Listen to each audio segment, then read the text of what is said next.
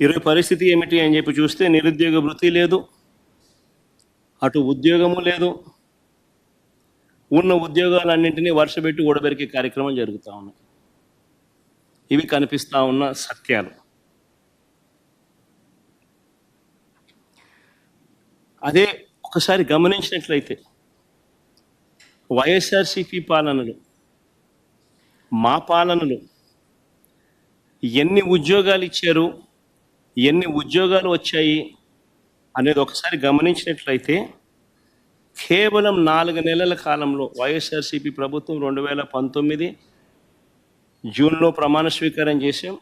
October కల్లా, గాంధీ జయంతి కల్లా ఏకంగా 130,000 ఉద్యోగాలు గ్రామ వార్డు సచివాలయాలలో మన పిల్లలు పనిచేస్తూ కనిపించేట్టుగా చేశాం. 4 నెలల కాలంలోనే ఏకంగా మరో 2,66,000 వాలంటీర్ల ఉద్యోగాలు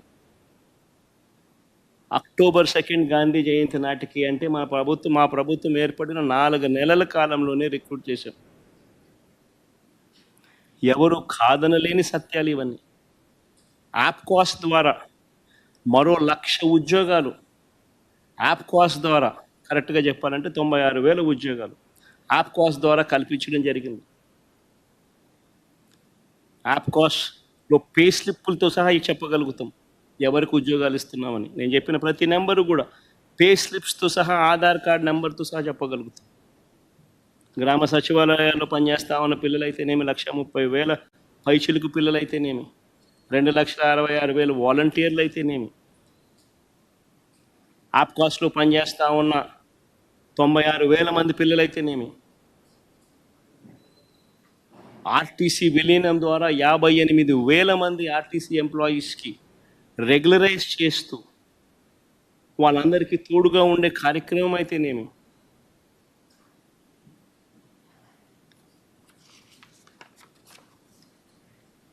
ఇవి కాక మిగిలిన కాంట్రాక్టు, మిగిలిన గవర్నమెంట్ ఉద్యోగాలన్నీ కూడా లెక్కేసుకుంటే అక్షరాల 5 సంవత్సరాల కాలంలో వైఎస్ఆర్సీపీ ప్రభుత్వ హయాంలో వివిధ సెక్టార్లలో గవర్నమెంట్ ఉద్యోగాలు అని అంటే గవర్నమెంట్ ఉద్యోగాలు, అవుట్సోర్సింగ్, కాంట్రాక్టు అన్ని గవర్నమెంట్ పరానికి సంబంధించినవి 6,31,310 మందిని వైఎస్ఆర్సీపీ హయాంలో ఉద్యోగాలు ఇచ్చారు. అదేవిధంగా లార్జ్ అండ్ మెగా సెక్టార్లో వీళ్ళు ఇచ్చిన సోషో ఎకనామిక్ సర్వే రిపోర్ట్లు మొట్టమొదట బడ్జెట్ ప్రవేశపెట్టేటప్పుడు, ఇది మా సోషో ఎకనామిక్ సర్వే రిపోర్ట్ కాదు, వీళ్ళ గవర్నమెంట్ వచ్చిన తర్వాత వీళ్ళ మొట్టమొదటి బడ్జెట్తో పాటు 2023-24 సంబంధించి వీళ్ళు ప్రవేశపెట్టిన సోషో ఎకనామిక్ సర్వే, మేము చేసినది కాదు సోషో ఎకనామిక్ సర్వే, వీళ్ళు ప్రవేశపెట్టిన సోషో ఎకనామిక్ సర్వే.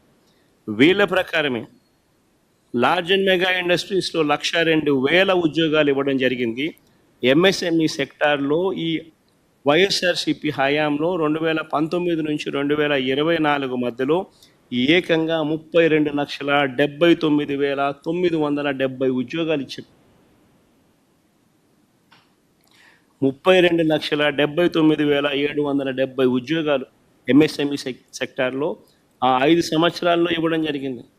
మొత్తంగా వైఎస్ఆర్సీపీ 5 సంవత్సరాల పాలనలో అటు గవర్నమెంట్ ఉద్యోగాలు అయితేనేమి, లార్జ్ అండ్ మెగా ఇండస్ట్రీస్లో అయితేనేమి, ఎంఎస్ఎంఈ సెక్టార్స్లో అయితేనేమి, మొత్తానికి ఆ 5 సంవత్సరాలలో 40 లక్షల పైచిలకు ఉద్యోగాలు ఇచ్చినట్టుగా ఆధార్ కార్డ్ నెంబర్లతో సహా చెప్పగలిగే పరిస్థితిలో ఉంది.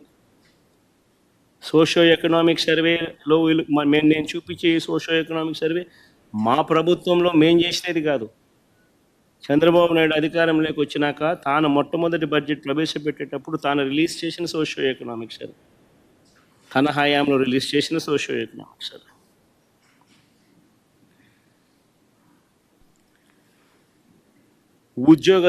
ఉద్యోగాలు కల్పించే విషయంలో ఏ ప్రభుత్వం ఎంత చిత్తశుద్ధిగా పనిచేస్తూ ఉంది, ఏ ప్రభుత్వం ఎంత నిజాయితీగా పిల్లల పట్ల ఉంది అని చెప్పడానికి ఇదొక నిదర్శనం.